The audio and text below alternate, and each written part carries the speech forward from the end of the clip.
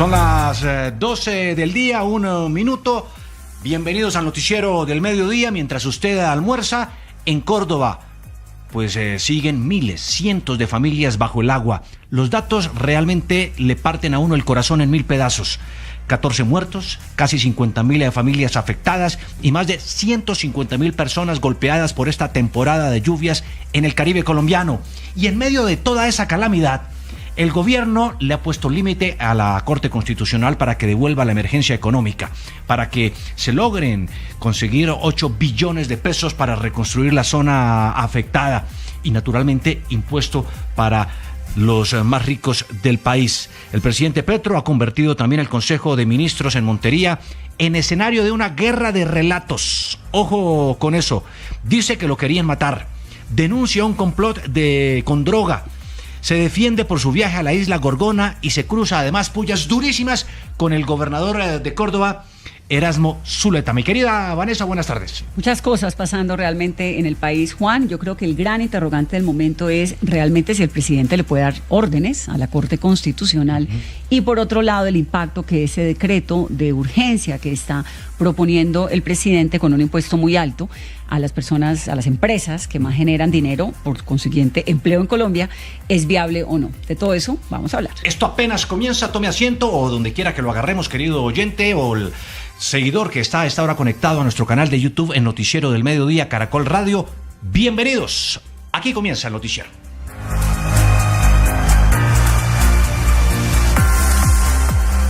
Tragedia en Córdoba y Sucre, al menos 14 muertos, 9.000 viviendas destruidas y alrededor de 50.000 familias afectadas. Caracol Radio sigue allá, de frente, pues cerca a la gente y también solidarizándose con las ayudas, llevándole pues mucha, digamos, colaboración a la gente afectada en medio de esa inundación que sigue ocasionando emergencia y drama en esa región de Colombia. Una crisis realmente muy dolorosa, muy preocupante, siempre por delante el bienestar de la gente. Y el Ministerio de Hacienda está considerando la posibilidad de revivir el impuesto al patrimonio si declara una nueva emergencia económica. Les contaremos las implicaciones y las posibilidades de este impuesto. En pleno Consejo de Ministros en Montería, el presidente Petro responsabiliza a la hidroeléctrica Urrá, a los clanes políticos de esta tragedia, al gobernador Erasmo Zuleta, quien le respondió y tomó distancia también del presidente, diciéndole que no busque culpables aguas arriba, mientras en la mitad, quienes creen que siguen los afectados, los damnificados, esperando soluciones y ayudas.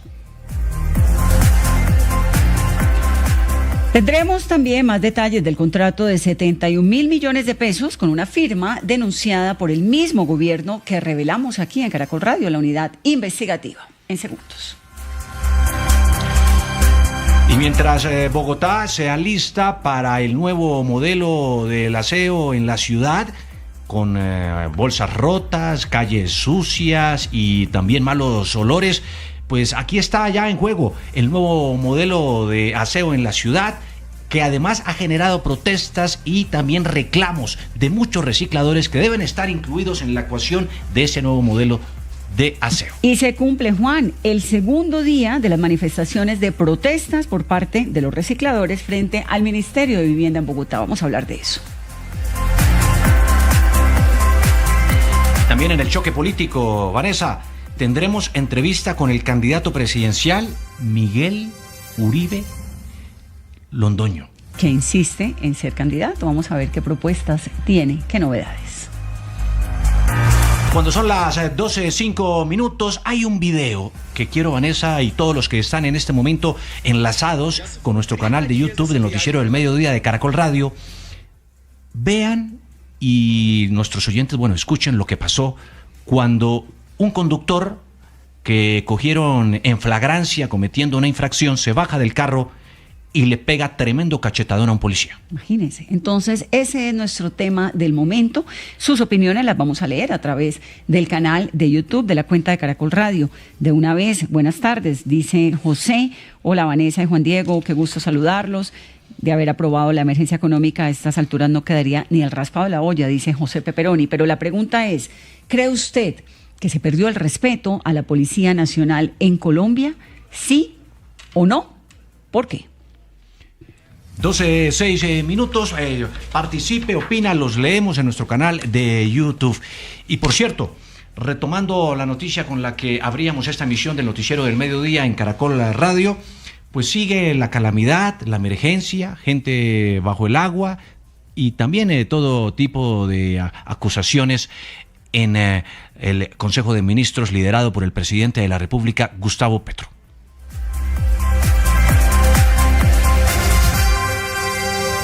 La historia del momento.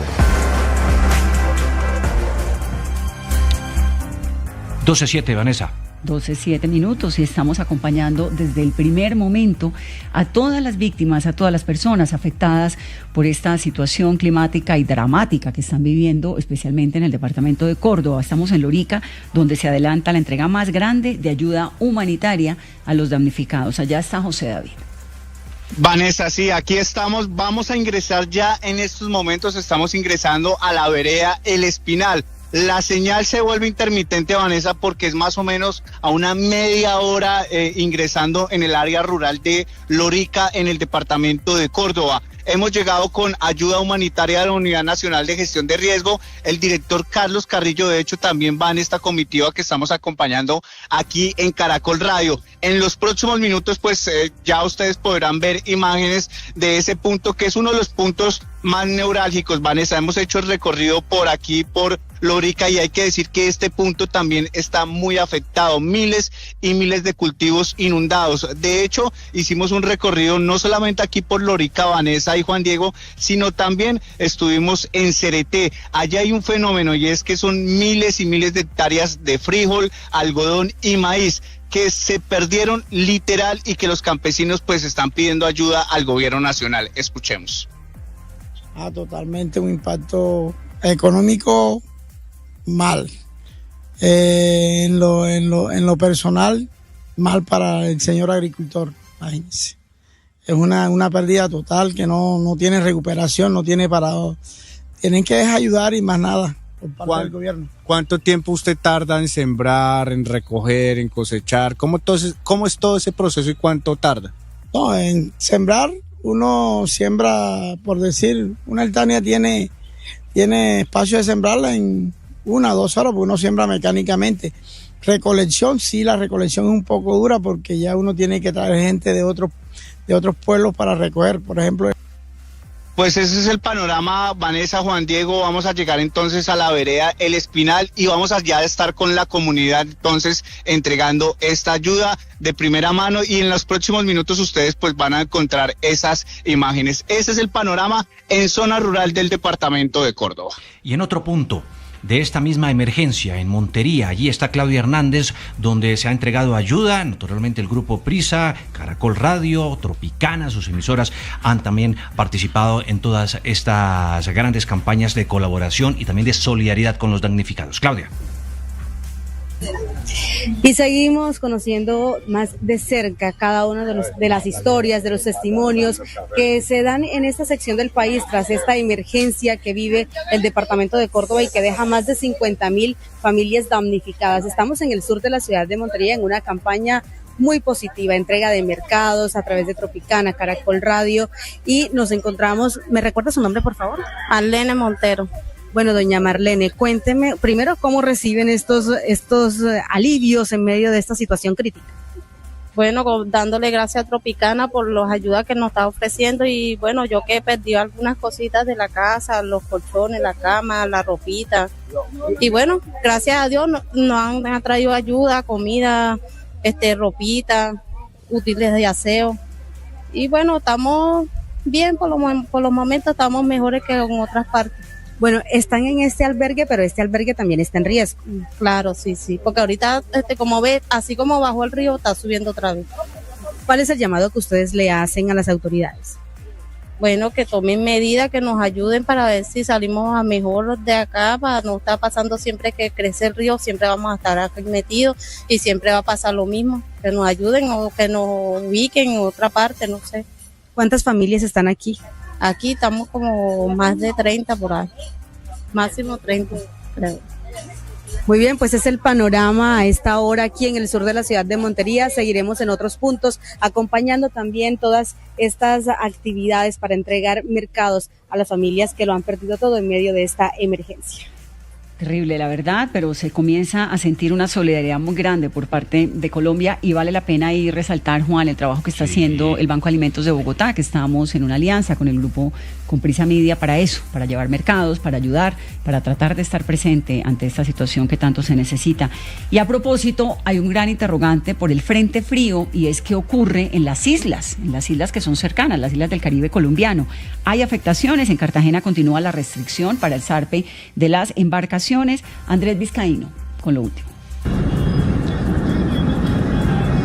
Hola compañeros, un especial saludo. En este momento me encuentro en las playas de Marbella, donde básicamente se mantiene la restricción para algunas zonas de bañistas. Igualmente debemos decir que la Capitanía de Puerto ha establecido bandera amarilla. Esto significa que para embarcaciones pequeñas hay navegación permitida, pero bajo ciertas medidas de seguridad. Igualmente, la Dirección General Marítima ha establecido bandera roja, lo que prohíbe el zarpe, la salida de embarcaciones desde el muelle de la Bodeguita hacia la zona insular de la ciudad de Cartagena, territorios como Playa Blanca y también las islas del Rosario. En este momento debemos contarles que las lluvias han bajado un poco en la ciudad de Cartagena, pero lo que han dicho las autoridades a los bañistas y a las personas que navegan es que hay que estar bajo estricta precaución.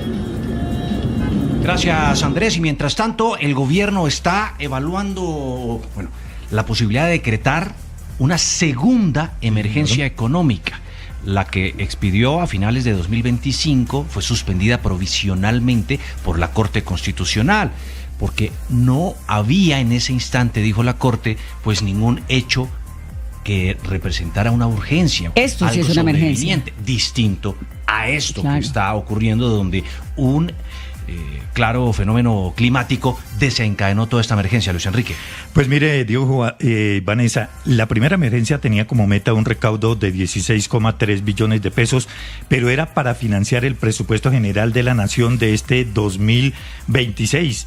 Esa reforma, usted se acuerda, Vanessa y Juan Diego, no fue aprobada en el Congreso de la República y el gobierno hizo un decreto de emergencia para que se adoptaran esos impuestos que no aprobó el Congreso. Pero esta emergencia, como usted lo dicen, sí es necesaria, es lo que ha explicado el gobierno, para atender esas dificultades que se están presentando en el Caribe colombiano. Estamos hablando que son para patrimonios que superen los 10.000. El impuesto. El impuesto, sí. La emergencia viene con un impuesto al patrimonio para empresas grandes que generan mucho dinero. 10.400 millones. La emergencia, para explicárselo a nuestros oyentes y también a quienes están siguiéndonos en nuestro canal de YouTube, es para que el presidente pueda expedir decretos como si fueran leyes. Con fuerza de ley. Saltándose al Congreso de la República. Eso Correcto. Es algo que contempla la Constitución, pero es algo excepcionalísimo. Eso no puede ocurrir permanentemente. No todos los días. No todos los días. Ni todos los meses. Ni todos los meses. Correcto. Solamente cuando hay este tipo de urgencias. Exactamente. Entonces son para aquellos patrimonios de empresas que superen los 10.400 millones de pesos. Para este caso, tendrían una tarifa ya que tentativamente se está hablando del 0,6% hasta un máximo de 30.000 millones de pesos que tendrían una tarifa del 1,2%. ¿Cuánto pretende recaudar el gobierno? Son 8 billones de pesos, Vanessa. Bueno, pero Luis Enrique, señora, esta emergencia implica un impuesto al patrimonio. El impuesto al patrimonio, usted paga este año el impuesto del año anterior. Luego, si lo ponen este año, tendrían que pagar el año entrante las empresas. O por el decreto se acelera. Correcto. O sea, es por como es una emergencia, ese impuesto entra automáticamente, ¿no? Y las empresas tendrían que comenzar a pagarlo. Sí, pero también usted cómo va a sacar una empresa grande. Estamos aquí hablando de 200.000 millones de pesos. No es poquito, ¿no? Sí. Eso, mucha plata. Yo simplemente estoy diciendo es que evidentemente, pues si es una emergencia tiene que ser un decreto ya. Claro, pero mi pregunta también es... Porque, por ejemplo, cuando el Congreso aprueba una reforma tributaria que es ordinaria, pasa su trámite en las comisiones económicas y luego en las plenarias de Senado y Cámara de Representantes, comienza a regir a partir del 1 de enero de cada año y en este caso, como es una emergencia económica, entra de manera... Óigame, Luis Enrique, perdóneme, Vanessa, Luis Enrique, que los interrumpa porque tenemos una información de última hora. Sí. Origen de esta situación, Cauca, este departamento y esta región con un orden público realmente tan crítico. Allí está nuestro corresponsal Richard. Richard, ¿qué puede contarnos? ¿Qué es lo que sucede? ¿Cuál hostigamiento es el que se produce? Hola Juan Diego, pues desafortunadamente hasta ahora se registra un hostigamiento con explosivos y ráfagas de fusil contra la estación de policía del municipio de Cajibío, Cauca. Preliminarmente se conoce que un uniformado se encuentra herido. Los hechos se registran en el perímetro urbano de esta localidad del centro de la región caucana, dejando en riesgo a la población civil. Las autoridades realizan esfuerzos para evacuar al policía herido hacia un centro asistencial. Además, Juan Diego, se reportan afectaciones estructurales y cargas sin detonar ahí en el perímetro urbano de Cajibío. Desde Popayán, la fuerza pública envió apoyo aéreo para salvaguardar la integridad de la población y de los uniformados. Juan Diego, en esta zona del Cauca opera la estructura Jaime Martínez de las disidencias de las FARC, responsables de múltiples hechos delincuenciales en esta zona del Cauca. ¿Hace cuánto ocurrió y empezó este hostigamiento? Juan Diego, desde hace más o menos media hora se están reportando este tipo de sucesos en el municipio de Cajibío, que queda a unos 25-30 minutos de la ciudad de Popayán. Conversábamos con las autoridades locales y nos señalaban que no podían entregar información justamente porque se encuentran bajo ataque. Las organizaciones defensoras de derechos humanos le recomiendan a la población cercana a los hechos adoptar medidas de autoprotección para salvaguardar sus vidas, y hacen el llamado de nuevo al gobierno nacional para adoptar medidas que pues permitan salvaguardar la seguridad de todas estas poblaciones del Cauca que se encuentran pues a merced de los grupos armados al margen de la ley. Richard, si es necesario volvemos con usted más adelante, nos avisa naturalmente si hay nuevos datos acerca de lo que está ocurriendo. Entonces, Cajibío en Cauca, recordemos rápidamente lo que ha pasado, el secuestro de Aida Quilcué, de la senadora, que afortunadamente fue liberada, el secuestro también del alcalde de Morales, que se llama Óscar Guachetá, también fue liberado, pero todo esto está pasando en Cauca al mismo tiempo en la estructura del Estado Mayor Central, que es de Iván Mordisco. 12:19 ya de la tarde. Luis Enrique, un dato para cerrar el informe que nos presentaba sobre el tema de la emergencia económica. Bueno, ¿le parece si escuchamos al ministro de Hacienda, Germán Ávila, explicando en detalle este impuesto al patrimonio? A personas jurídicas de patrimonios elevados que hemos cuantificado que más o menos correspondería a 15.000 empresas que nos contribuirían con ingresos por cerca de 8 billones de pesos. Y finalmente le cuento, hablamos con los empresarios, por ejemplo, la presidenta de Azocaña, Claudia Calero, dijo que este impuesto es definitivamente nocivo, que se podrían presentar incluso salidas de capitales del país y que esto va a generar más problemas de generación de empleo en Colombia. Es decir, las grandes empresas son las que generan grandes empleos en un país como el nuestro. Usted no ve en un país desarrollado que le pongan un impuesto al patrimonio de un día para otro a una empresa de este tamaño, porque ¿sabe qué pueden hacer, Juan? Pues desbaratar la gran empresa y armar un montón de empresas chiquiticas para no tener que pagar esos impuestos, microempresas, y posteriormente la grandeza de las empresas es el salario mínimo, claro, y es la generación de empleo, pero también es el crecimiento institucional que hay detrás. Usted coge y le pega tan duro a la gente que genera empleo en un país. ¿Y quién paga eso? Pues los empleados. Y se acuerda, Juan Diego y Vanessa, renta para las empresas las obligaron ante el pago del 2026 al 2025, lo adelantaron, y ahora un impuesto al patrimonio. Sí. Ahí está la gallina de los huevos. No entiende uno cómo le pegan, tan ahorcar, duro, ¿verdad?, a quienes generan realmente los empleos en Colombia. 12:20 minutos de la tarde.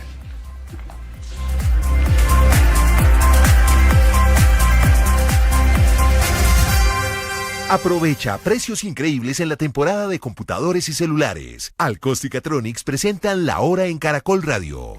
Son las 12:21.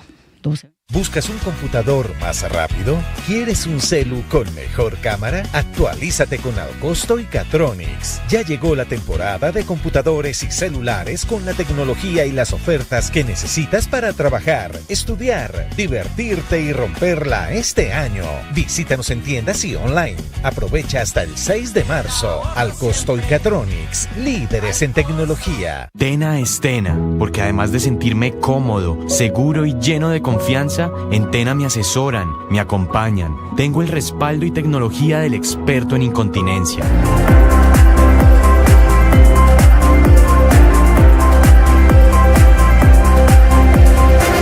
El noticiero del mediodía en Caracol Radio. 12:22 minutos, actualizamos las noticias en el noticiero del mediodía de Caracol Radio. Jorge Iván Cuervo fue citado para esta tarde para firmar el acta de posesión como nuevo ministro de Justicia. La Sala Penal de la Corte Suprema de Justicia se reunió con delegados de la Embajada de Estados Unidos en Colombia para avanzar en asuntos de cooperación judicial y fortalecer el trabajo conjunto en materia penal. El general en retiro Rodolfo Palomino seguirá preso en el Centro de Estudios Superiores de la Policía. La Corte Suprema de Justicia le negó una acción de tutela con la que buscaba su libertad en medio de la condena que el alto tribunal le impuso el año pasado.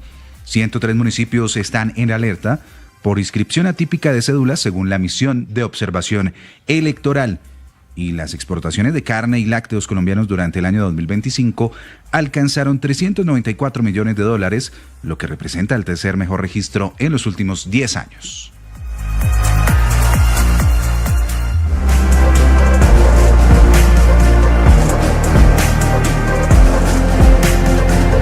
Tiene que ver en las últimas horas con, el anuncio que ha hecho el papá del ex senador y ex precandidato presidencial Miguel Uribe, asesinado el año pasado. Hablamos de Miguel Uribe Londoño, quien con el aval del Partido Demócrata, un partido, Vanessa, de las negritudes de Colombia, que muestra además un gran sentido también de inclusión al respaldar a un candidato de derecha. Claro, de derecha que estaba, recordemos, participando, digamos, en la gran contienda de la mano del Centro Democrático, pero tuvo una serie de situaciones internas. Sí, sale del Centro Democrático y ahora se va por su parte. Claro, pues lo saludamos a esta hora de la tarde, muy sonriente, por cierto, doctor Londoño, qué gusto tenerlo, buenas tardes. Buenas tardes, Vanessa y Juan Diego, me da mucho gusto saludarlos. Gracias por invitarme. Lo veo sonriente, optimista, con muchas expectativas, ¿de verdad es así? Es decir, ¿usted cree que realmente hoy por hoy usted tiene chance y tiene cabida en esta batalla electoral? Sí, estoy convencido que sí, que las tengo y que voy a tener una votación muy importante en la primera vuelta presidencial. Doctor Miguel, ¿y va a estar en el tarjetón? Es decir, ¿todavía alcanza a entrar en el tarjetón? Obviamente pues no va a participar en consulta, pero todo ese tema logístico, práctico, ¿cómo lo tiene organizado? Es que la inscripción de la candidatura para presidente para primera vuelta se termina el 13 de marzo. Entonces alcanza. Claro, es que usted no va a consulta, usted va directo a la primera vuelta. Así es, y ahí hasta el 13 de marzo, yo lo haré antes, yo lo voy a hacer antes cuando tenga decidido quién va a ser...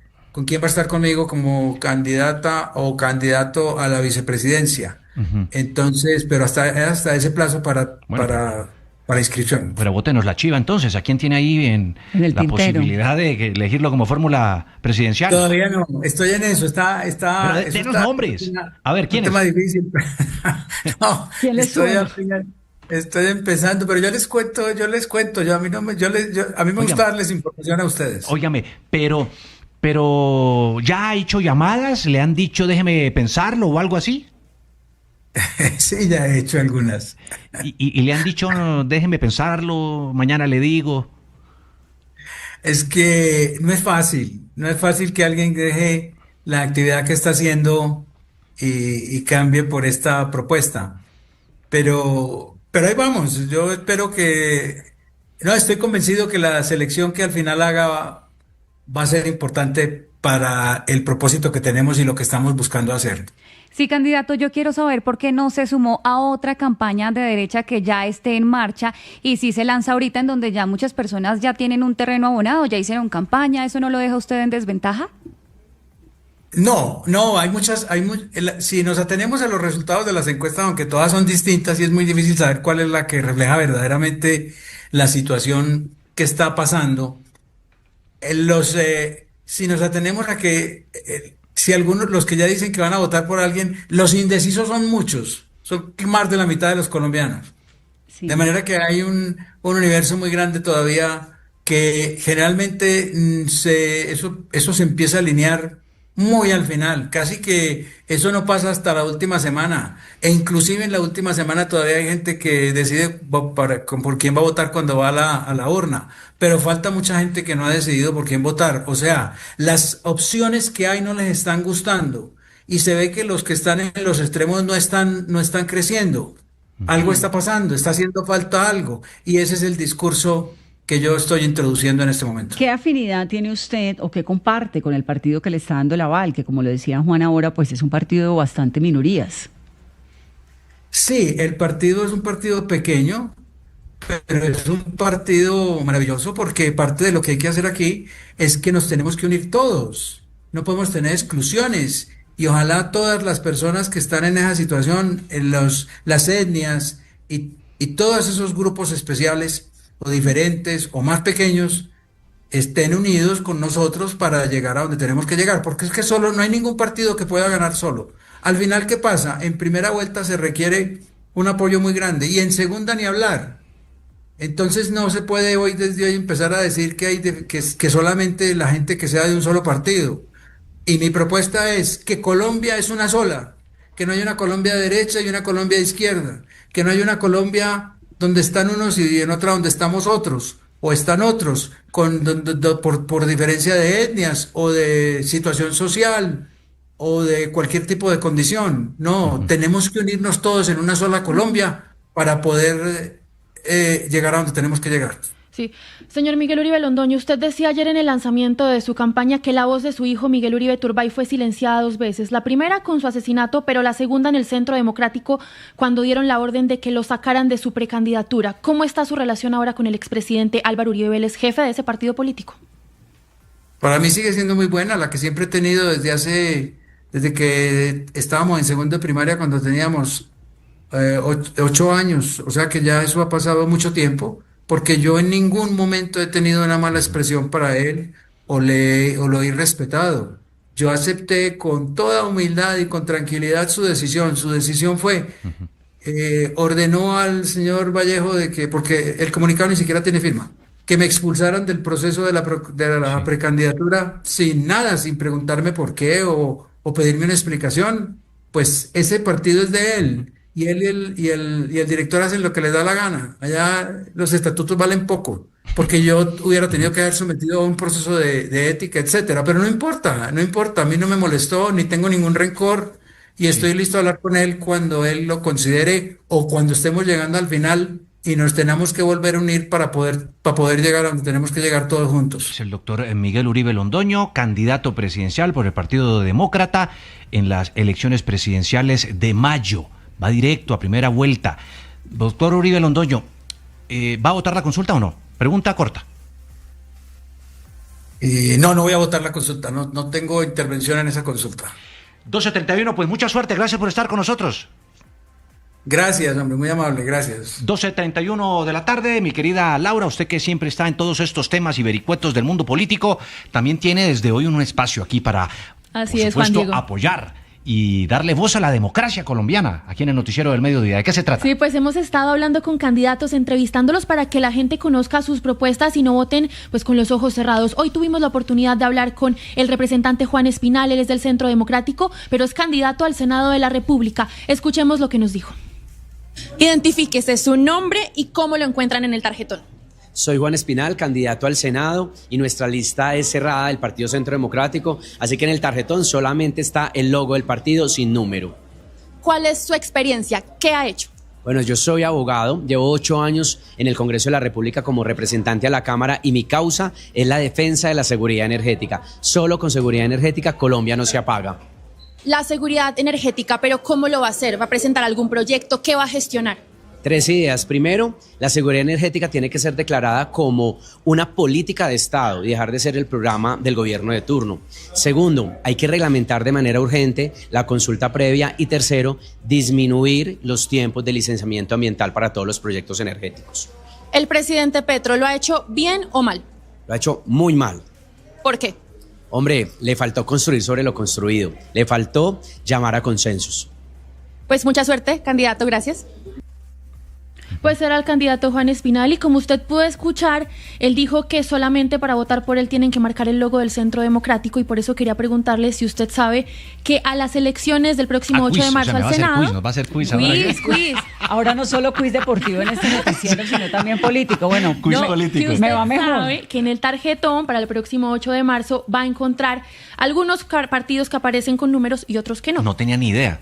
Por ejemplo, el del Centro Democrático, como lo decía el representante Espinal, aparece solo el logo, igual que el pacto histórico. Es lista cerrada, ¿no? Son listas cerradas. Eso quiere decir entonces que los colombianos van a poder elegir por la lista que presentó el partido y no por un candidato en específico de su preferencia, sino solo por la lista.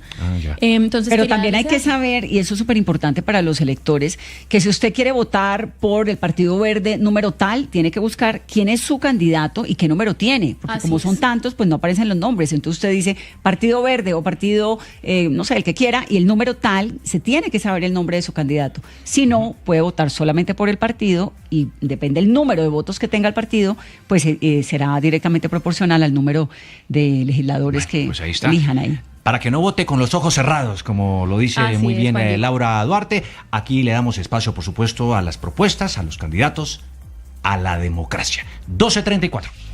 La emergencia ya deja más de 50.000 familias damnificadas en buena parte del departamento de Córdoba y de Sucre. Claudia Camila, ¿qué dicen los datos, los números, todo lo que han recaudado las autoridades frente a los damnificados y afectados en esta emergencia? Juan Diego, ¿se puede tal vez costar, por decirlo así, 8 billones de pesos esta reconstrucción, si lo queremos llamar así? Lo cierto es que acá hablamos con varios expertos que aseguran que la reconstrucción tanto de Córdoba como de otras regiones del país no debe limitarse a que las familias regresen a sus viviendas cuando el agua haya bajado, sino que se deben solucionar problemas estructurales, fortalecer los sistemas de drenaje y sobre todo hacer una reubicación del territorio, estos planes de ordenamiento territorial. Justamente, Juan Diego, nosotros hablamos con Erasmo Alfredo Rodríguez. Él es el hidrólogo de la Universidad Nacional, quien nos entrega un panorama de esta reconstrucción. El enfoque no puede ser volver a construir exactamente lo que había antes en los mismos lugares. Es una oportunidad para reconstruir mejor. O sea, hay que reubicar las viviendas en zonas de alto riesgo, hay que rediseñar los drenajes, hay que fortalecer los sistemas de alerta temprana, hay que mejorar la coordinación entre autoridades ambientales, de gestión de riesgo y de planeación territorial sin duda. Y hay que complementar, digamos, esa infraestructura gris, dura, en concreto, con soluciones basadas en la naturaleza. Juan Diego, y además también se debe fortalecer la educación, porque estamos hablando de que tenemos un déficit de profesionales que pueden predecir y trabajar también en estas áreas del conocimiento. Estamos hablando de meteorólogos, porque a la fecha tenemos 80, pero se necesitan 500. Esto dijo Benjamín Quesada de la Universidad del Rosario. Nosotros en Colombia tenemos 0.3% del PIB que está dedicado a inversión para investigación y desarrollo. Es 9 veces menos que el promedio de la OCDE, de la cual hace parte Colombia. Y eso sigue siendo así desde por lo menos 2020. Juan Diego, entonces tenemos ya las últimas cifras de esta tragedia, sobre todo en Córdoba y en diferentes partes del país. Estamos hablando de 58.000 familias afectadas, 18 personas fallecidas y 10.000 viviendas que han quedado destruidas. Los deportes en el noticiero de mediodía.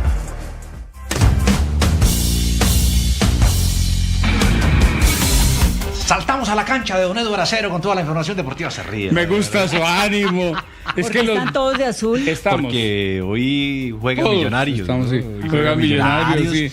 Aunque Lo aquí hacen no hay en el ningún hincha de Millonarios. ¿Usted sí? ¿O Lo usted hacen en el Campín, ¿no? Y ya con la gramilla. Sí, ya con la lista. gramilla. Pues están en el proceso, pero lo hacen en el Campín. Sí. Una gran decisión que ya están parándole bolas a la gramilla del estadio. Sí, claro, sí. Pues que es para eso, ¿no? Para el Para fútbol. eso. ¿no? Claro, Antes que para totalmente los de acuerdo, conciertos. sí, claro. Muy bien, don Eduardo. Edwin Cetré, otro novelón. Sí, este jugador es de Estudiantes de Argentina o está allí. En las últimas horas hubo un negocio muy adelantado para ir a Boca Juniors. El negocio, digámoslo de alguna manera, se ha caído porque han encontrado un tema médico, dice la gente de Boca Juniors, para que no se concrete la operación. Se habla de una opción, sea o un préstamo o de pronto la posibilidad de una venta, pero a un precio menor, un valor menor. Sin embargo, ya Estudiantes ha dicho que no está en condiciones de hacer préstamos, sino sería una venta en el fútbol de Argentina. De momento, Cetré va a seguir con Estudiantes en el fútbol del sur del continente. Ha hablado James Rodríguez, lo hizo con The Athletic en los Estados Unidos. Recuerdan ustedes que hace algún tiempo, cuando estuvo en Bayern Múnich, él dijo que se iba por el frío, que no aguantaba el frío. Dice que en Colombia lo tergiversaron, que llegaba al carro, encontraba temperaturas de menos 20 grados y que lo dijo en son de chiste o algo así. y que no, que el tema era diferente, Sí, que mire, no le importa jugar porque Minnesota es en más bravo. Minnesota o jugar en Barranquilla, que solo le interesa Yo jugar. creo que Minnesota no puede estar hoy a menos de 25 grados, por ahí, 20. Sí. A menos 20. Bajo cero, ¿no? bajo cero, Cero, sí. está muy bueno, frío, muy bueno, lo frío. importante es que pues, juegue. Que se Es lo caliente. importante. Y que pueda... sí, No, y que pueda estar en el mundial. que se caliente, Que dice se Vanessa. Medellín ha confirmado a Edwin Cetré un semestre como refuerzo para la temporada del 2026. Hoy juega Bayern Múnich y lo va a hacer frente al Leipzig en cuartos de final de la Copa de Alemania. Luis Díaz estaría en la formación titular del equipo muniqués. Su compañero Harry Kane ha hablado sobre las virtudes del colombiano. Es un fantástico jugador y estoy feliz de poder jugar con él. Ha sido una amenaza en todos los partidos para los rivales. Puede ponerse en posiciones abiertas y causar problemas para los defensores en el 1 contra 1. Puede ir por dentro o estar en la banda. Y ahí es cuando se mete en esas peligrosas áreas donde puedes convertir un buen gol, como ha venido pasando en los últimos encuentros. Partido 2:45 en la tarde. Y en Colombia, como ustedes decían, Millonarios Águilas 6:30 en la tarde, a las 8:30 Internacional de Bogotá frente al Deportivo Cali, este partido en techo al suroccidente de la capital. 12:44 bajo la lupa. Aquí no nos quedamos solamente en comunicados de prensa, boletines informativos. No. Nuestros sabuesos y detectivos, por supuesto, siempre están allí poniéndole la lupa a documentos, denuncias. Y hoy tenemos una escandalosa situación. Rafa y José, buenas tardes. Buenas tardes, Juan Diego. Pues sí, más detalles de las investigaciones contra la empresa denunciada por la Presidencia de la República, la misma a la que el gobierno le acaba de entregar a dedo un contrato por más de 71 mil millones de pesos. El gran afortunado es la Alianza Pública para el Desarrollo al Desarrollo y encontramos que, mientras el gobierno les acaba de adjudicar este contrato, sus directivos están en la mira de la Fiscalía. Estamos viendo los documentos en nuestro canal de YouTube para que usted se conecte. Sí, señor. Existen 3 indagaciones por los delitos de contrato sin cumplimiento de requisitos legales e interés indebido en la celebración de contratos que pudimos conocer. Se encuentran en la Dirección Anticorrupción y la Seccional de Bogotá. Juan Diego y Vanessa, un detalle que no es menor. Esta empresa a la que le acaban de adjudicar este millonario contrato fue denunciada hace exactamente un año por el secretario de Transparencia de la Presidencia de la República, Andrés Hidárraga, quien en su momento le pidió a la Fiscalía General que investigara a los directivos de Aldesarrollo y otras 2 entidades que entre el 2018 y enero de 2025 se quedaron con contratos públicos. Barájemela más despacio. Es decir, el secretario de Transparencia denunció a esta empresa a la que hoy le dan estos millonarios contratos. Claro, Sí, hizo una gran advertencia, imagínese eso. O sea, habla hasta de un carrusel. Es un carrusel del que hablaba en su momento el secretario de la Transparencia, Andrés Hidárraga. Imagínense, le pidió a la Fiscalía que investigara a los directivos de Aldesarrollo y de otras 2 entidades que entre el 2018 y el 2025 se quedaron con contratos públicos por más de 1.3 billones de pesos en varias regiones del país, por supuesto, a través de un presunto carrusel de contratos, que es lo que está rastreando la Fiscalía en este momento. O sea, el ratón cuidando el queso, más o menos. Algo así, pues. ¿Algo más, Rafa? Sí, señor. Pues, ¿cómo operan estos contrataderos? Por la naturaleza de estas denominadas entidades públicas, pueden suscribir contratos interadministrativos de manera directa con mucha facilidad, lo que les permite evadir el proceso de licitación pública y competencia con otras empresas para prestar múltiples servicios al Estado. Luego de quedarse con el contrato, se dedican a subcontratar con otras empresas para que ellas lo ejecuten. Sí, y un último detalle, mire, de acuerdo con la experiencia aportada por Aldesarrollo, y esa experiencia está en el SECOP 2, dice que amasó más de 1.3 billones de pesos en contratos pagados con presupuesto público y aparece con más de 500 contratos, no solo nacionales, sino también con gobernaciones y alcaldías. Importante decirles que buscamos la respuesta. Al desarrollo no obtuvimos respuesta, los buscamos más de una semana vía correo electrónico, llamadas insistentemente, no quisieron responder y por su parte la Unidad para las Víctimas se abstuvo de responder por qué le adjudica un contrato de este tamaño, que haga de cuenta ustedes lo mismo que valió Centros Poblados, a una empresa advertida, a una empresa denunciada por la propia Presidencia de la República y defendió la modalidad de selección de este contratista. 12:47 minutos. Rafa, José, muchísimas gracias. Es nuestra unidad investigativa del sistema informativo de Caracol Radio. De atención, que tenemos noticia de última hora. tiene que ver con una decisión del presidente Gustavo Petro a raíz de las denuncias que hizo en el Consejo de Ministros sobre un complot aparentemente para ponerle droga en su vehículo. Laura. Sí, Juan Diego y Vanessa, pues ya oficialmente el presidente Gustavo Petro solicitó el retiro del general Edwin Urrego, que esta mañana lo tuvimos en 6am tras los señalamientos de haber orquestado un supuesto plan para sabotear el encuentro en Washington con el presidente Donald Trump. La denuncia exacta del presidente Gustavo Petro es que habrían orquestado un plan en el que este general habría puesto droga en uno de los vehículos que hacía parte de la caravana que acompañaba al presidente en este encuentro. Es ese nivel de acusación, tendrá pruebas, supone uno, el mandatario, pues, ¿no? Sí. Él ayer lo dijo, de hecho, y aparte dijo que ya había solicitado el retiro no solo de este general, sino de otros funcionarios de la Policía Nacional que estarían implicados. Se trata del decreto 0147 del 2026 que ordenó el retiro del servicio activo por llamamiento a calificar servicios. Esta es la salida oficial de este general que el presidente Gustavo Petro acaba de ordenar.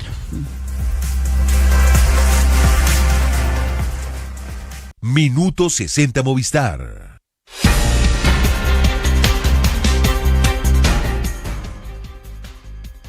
Minuto 60 Movistar desde el norte de Santander, donde se cumplen 3 días de ataques a la fuerza pública en el municipio de El Carmen. La población civil está confinada en sus viviendas, el comercio a puerta cerrada, así como la institución educativa Enrique Pardo Farelo. No se descarta una evacuación masiva de sus habitantes, así lo indicó Luis Fernando Niño, consejero de paz del departamento. La Secretaría de Seguridad está coordinando el puesto de mando unificado para el rescate o extracción de personal herido y demás. El ELN sería el responsable de este ataque al municipio.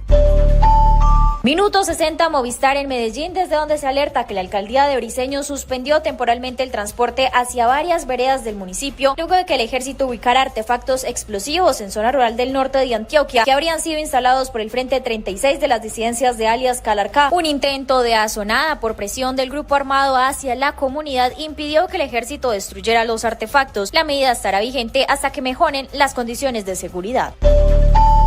Minuto 60 Movistar desde Pasto. A través de un proceso de concertación con las comunidades, el sector de Alto Mira y Frontera en Tumaco entró en el camino de la sustitución. En la Asamblea Comunitaria se concertó la propuesta, construida conjuntamente con la Gobernación y la Dirección de Cultivos Ilícitos. Uno puede dormir tranquilo sabiendo que no va a tener dificultades, que puede sacar los productos que siembra como el cacao, el plátano, la yuca. Los incentivos económicos contemplan transferencias por hectárea erradicada que van desde los 20 hasta los 51 millones de pesos.